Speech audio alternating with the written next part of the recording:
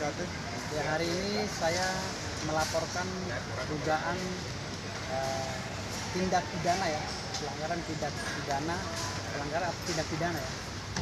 Sesuai apa yang tercatat dalam pasal 263 KUHP tentang pemalsuan dan 242 tentang keterangan palsu, sumpah palsu di bawah sumpah di hadapan majelis.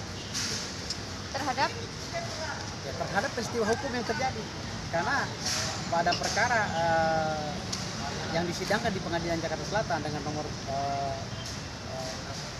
131, nomor perkara 131, itu jelas banyak keterangan-keterangan yang dilontarkan oleh para saksi yang berbeda-beda.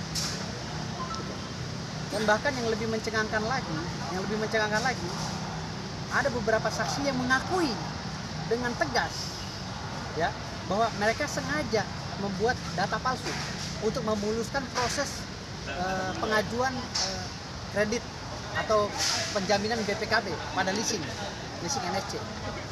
Itu dilakukan oleh debitur yang bernama Dona Maradona dan Charlie Lego sebagai karyawan marketing di NSC pada saat itu.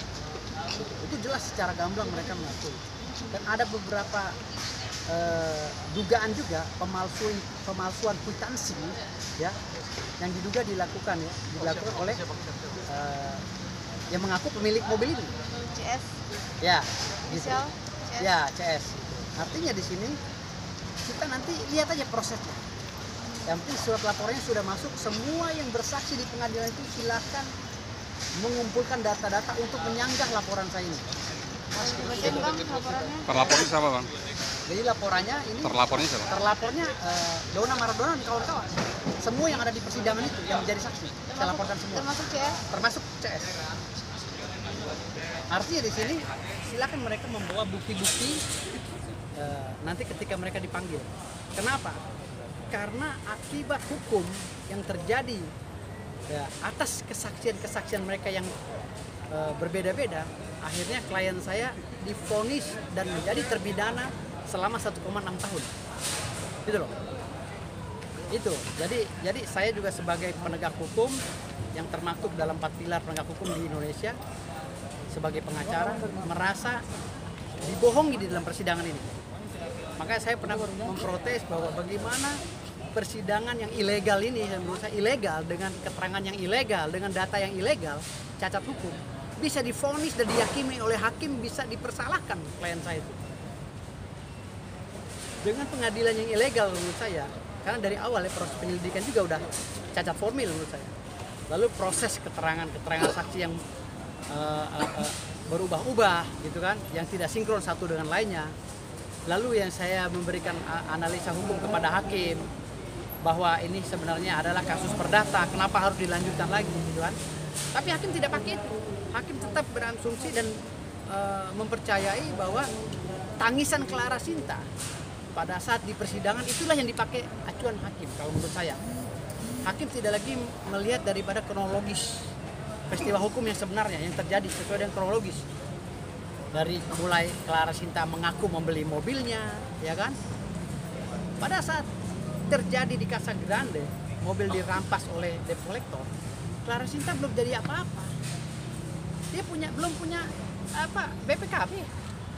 Dia belum punya BPKB mobil, dan di dalam BPKB-nya pun sampai akhir persidangan tidak ada atas nama Clara Sinta. Lalu pembelian mobil pun tidak ada atas nama Clara Sinta dalam kwitansi pada saat itu ya, yang saya lihat ya, setahu saya. Bang, laporan terhadap Clara Sinta pasal berapa dan ancaman hukumannya? Bukan Clara Sinta, Dona Maradona dan kawan-kawan. Ya, artinya kawan-kawan kan include semuanya dalam persidangan itu. Ancaman hukumannya 9 tahun lah, atau 10 tahun ke atas. Pasalnya? Pasalnya 242, junto pasal 263. Apa itu Bang? Tentang keterangan palsu dan sumpah palsu. Lalu 263 tentang pemalsuan data otentik lah. Dona dan Clara ini ada kaitan hubungan apa sih Bang? Sehingga kayaknya ada keterkaitan gitu masalah hukum. Clara Sinta mengaku. Kalau saya sampai sekarang belum percaya kalau itu mobil Clara Sinta, karena tidak sesuai dengan Undang-Undang Nomor 22 tahun 2012 tentang kepemilikan mobil, ya, sesuai dengan Undang-Undang Lalu Lintas. Kalau tentang kepemilikan mobil harus tercatat di dalam BPKB atas nama Clara Sinta, tapi di BPKB itu atas nama PT, gitu loh. Artinya di sini Clara Sinta sampai sekarang belum sah memiliki mobil itu. Sampai sekarang, sampai divonisnya oleh hakim ini belum sah. Sampai divonisnya bersalah klien saya belum sah.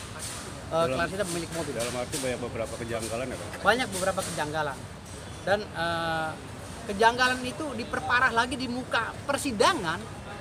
Beberapa orang saksi mengakui bahwa mereka telah membuat selip gaji palsu untuk memuluskan proses angkat kredit, telah mengakui memalsukan ini, memalsukan itu. Semuanya gamblang diceritakan.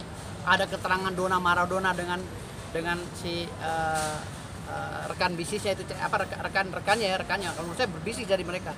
Memuluskan itu, mengelabui NSC, memberikan data palsu ke dalamnya. Harusnya NSC juga lapor nih, buat laporan polisi. Ditambah lagi keterangan Clara Sinta dengan suaminya, Insinyur Denny Gustaf, tidak sesuai lagi. Kata Clara Sinta, itu mobil dia beli pakai duit sendiri. Kata Denny Gustaf, itu mobil saya. Gitu loh. Jadi sebenarnya ini mobil Clara Sinta apa mobil Denny Gustaf? Gitu kan?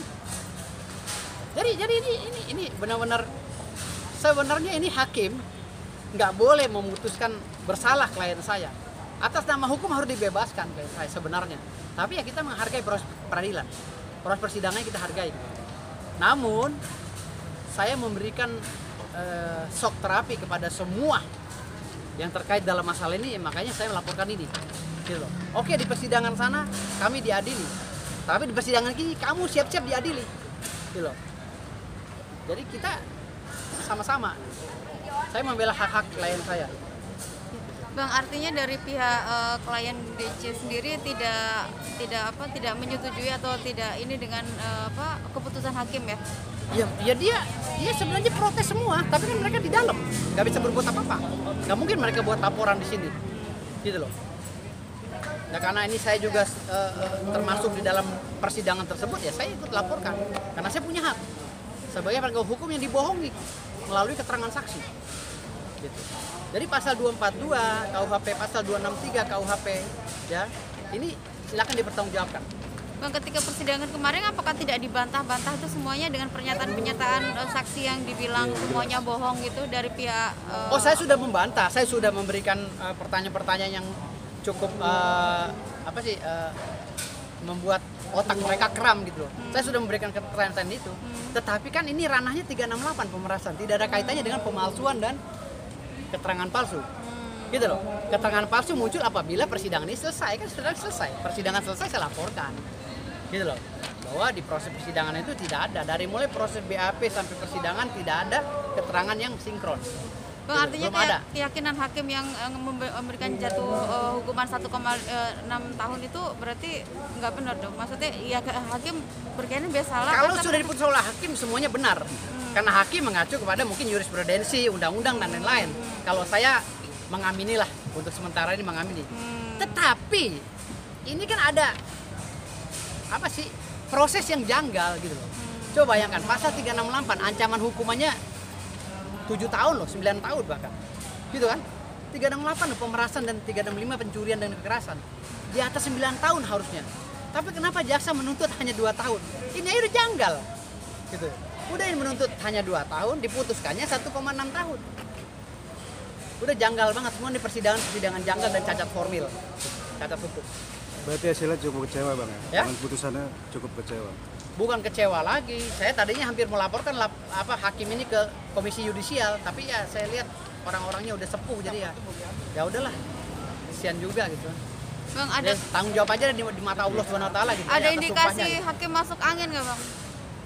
Kalau hakim masuk angin udah jelas ini kan dari awal ini, dari mulai statement dulu mantan Kapolda Metro Jaya yang mendiskriminasikan debt collector itu ya saya udah baca gitu. Kok debt collector dianggap preman oleh Kapolda Metro Jaya padahal mereka sudah punya SPPI kan, surat izin menagih dan surat kuasa. Jadi dia disamakan dengan preman gitu loh. Dan cara penangkapannya disamakan dengan teroris, ditangkap, dibekep, di apa. Itu aja saya udah banyak protes dan melalui permohonan perlindungan hukum. Tapi ya mungkin ini atensi, saya nggak tahu. Mungkin cara-cara dari desa sendiri kali Bang yang mungkin kurang melaksanakan tugasnya secara profesional. Ya, pihak pembiayaan sudah mensomasi sebanyak 3 kali. Itu fakta persidangannya. Lalu disomasi, Dona Maradona tidak ada di lokasi, ya kan? Dan menghindar terus. Lalu perusahaan pembiayaan mengutus debt collector dari PT untuk jasa penagihan. Turunlah PT jasa penagihan mengutus debt collector.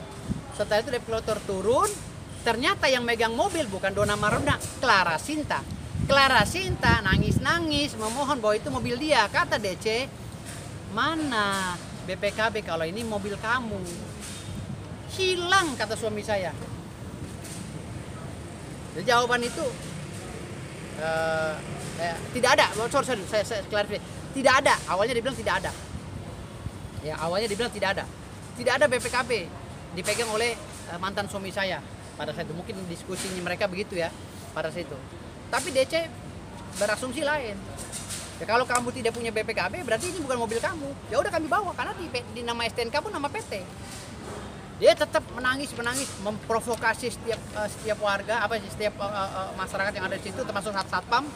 Akhirnya datang lebih mas, terprovokasi, terjadilah keributan itu. Sebenarnya simpel sih, kalau dia merasa nggak punya mobil atau dia nunggak, kasih aja. Kan debt collector udah bilang, Bu dibawa dulu ke perusahaan kami ya, kalau ibu punya duit tebus bawa ke sana, nih kantornya, ayo kita datang bareng-bareng. Bila perlu ibu datang bareng-bareng. Pada saat diajak bareng-bareng ke kantor, kenapa Clara Sinta nggak mau? Gitu loh. Dan lucunya lagi, ya, Clara Sinta diterima laporannya, ya, setelah dia menebus BPKB. BPKB yang digade oleh Dona Maradona ditebusin oleh Clara Sinta untuk bahan laporan ke Polda Metro Jaya. Kan temposnya aja udah berbeda. Temposnya pada saat kejadian itu yang dibilang perampasan, Clara Sinta belum punya BPKB, ya kan? Setelah Clara Sinta nebusin dengan bijaksananya, katanya menebusin BPKB 200 juta di leasing NSC, ya, baru laporan itu diterima oleh polisi. Padahal di dalam BPKB itu bukan nama Clara Sinta, gitu loh. Diterima juga oleh polisi. Artinya temposnya aja udah berbeda.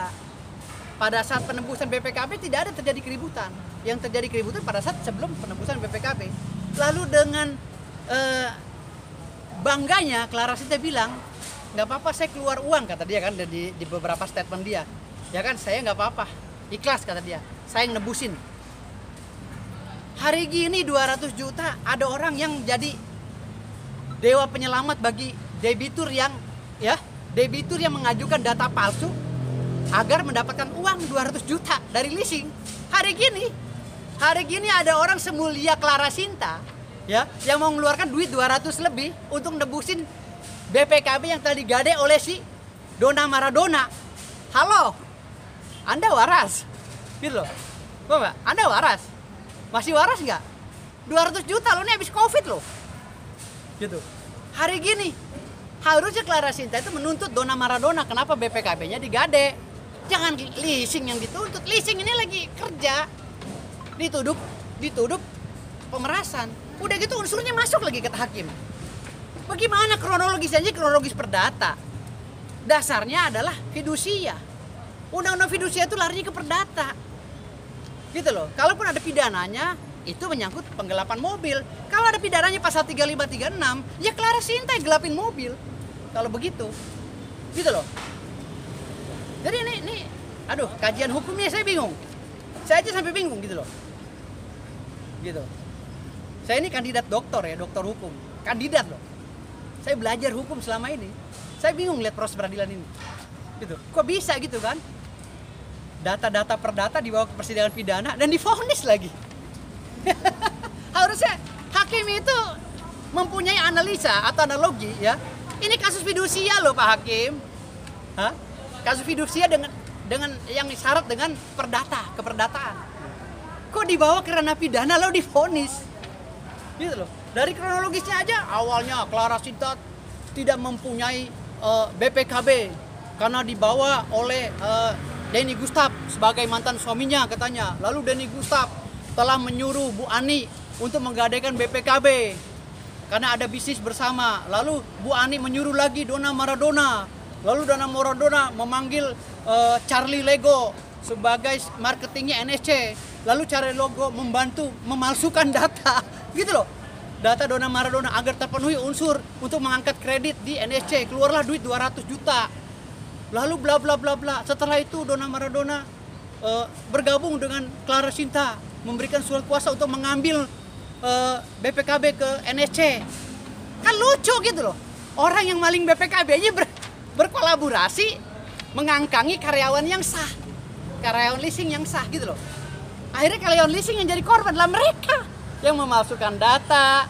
Clara Sinta juga memalsukan plat mobil, ya. Plat mobil udah jelas dipalsukan loh, karena mobilnya itu nggak sinkron, yang depan sama belakang nggak sinkron platnya, gitu. Kenapa nih mereka yang berlaku dan bertindak pelanggaran pidana lainnya pada pasal lainnya tidak diproses dulu kalau memang mau dipidana? Kenapa ini yang diproses? Ini orang nyari makan, Pak, anaknya masih kecil-kecil, di penjara 1,6. Dia punya surat tugas, patahkan dulu surat tugasnya Pak Hakim, ya. Patahkan dulu surat tugasnya, patahkan dulu surat SPPI-nya di perdata, pengadilan perdata, baru Anda bisa pidanakan. Gitu loh. Jangan main langsung pidana. Karena dia nangisin Clara Sinta, kasihan Clara Sinta cewek. Ya udah pidana aja, ini pemerasan masuk. Dari mana pemerasan? Kalau pemerasan itu orang datang nggak bawa surat tugas, atau minta duit dikasih, nah itu pemerasan. Dengan mengancam. Ini orang datang, Assalamualaikum, ini surat tugas kami dari NSC. Ini, apakah benar Anda? Datangnya juga pakai normal, pakai adab. Gitu loh. Kok bisa dijadikan tersangka pada pasal ini? Ini saya minta nih. Ini pengawas hakim nih saya minta nih. Komisi Judisial nonton. Gitu loh. Perkara nomor 131. Saya sebenarnya mau ngalanjutan ini ke Komisi Judisial. Kasihan sama hakim-hakimnya kan udah pada tua gitu, pada sepuh. Tapi ini harus dikoreksi nih. Jangan sampai ada pengadilan syarat intervensi. Pengadilan itu harus benar-benar independen. Gitu loh. Jadi saya nggak mau seperti ini berlanjut terus di Indonesia gitu. Kita harus benahi hukum Indonesia. Kasihan korbannya gitu loh. Anak debt collector ini kerja gitu loh. Dan keributan pada saat itu saya lihat terjadi karena ya provokasi ini gitu loh. Clara Sinta ngaku, ya kan? Ini mobil saya, BPKB-nya mana Bu? Nggak ada. Kalau nggak ada ya bukan mobil ibu. Udah tambah lagi anak-anak leasing itu Kak curiga. Loh, kalau memang mobil ibu bener, kenapa ibu ganti plat?